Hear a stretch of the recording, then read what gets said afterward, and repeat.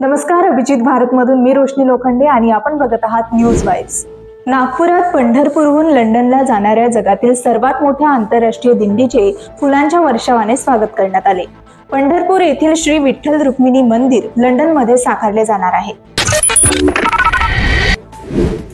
CBI कडून दाखल केलेल्या खटल्यांचा जलद निपटारा करण्यासाठी मुंबई आणि नागपूरमधील प्रत्येकी एक विशेष न्यायालय ठाणे आणि छत्रपती संभाजीनगर येथे स्थलांतरित केले जाणार आहे। राज्य कायदा आणि न्याय विभागाने या संदर्भात एक सरकारी आदेश जारी केला आहे।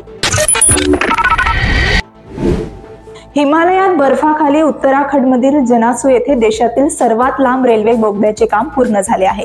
या बोगद्यामुळे हिमालयात 100 किलोमीटर वेगाने ट्रेन धावणार असून ऋषिकेशमधून 5 तासात बद्रीनाथ धामला पोहोचता येणार आहे। वॉशिंग्टनमध्ये मेटाचे सीईओ मार्क झकरबर्ग मक्तेदारीच्या आरोपांमुळे अडचणीत आले आहे। यूएस फेडरल ट्रेड कमिशनने इंस्टाग्राम आणि व्हॉट्सअपच्या खरेदी मागे स्पर्धा संपवण्याचा हेतू असल्याचा आरोप केला आहे।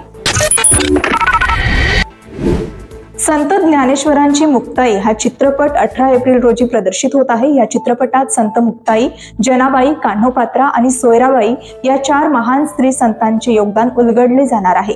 हा चित्रपट स्त्री संतांच्या संघर्षमय प्रवासाची प्रेरणादायी कथा मांडणार आहे। युवा नेमबाज सुरुची इंदर सिंग हिने 10 मीटर एअर पिस्तूल प्रकारात शानदार कामगिरी करत ISF विश्वचषक नेमबाजीत सलग दुसरे सुवर्ण जिंकले।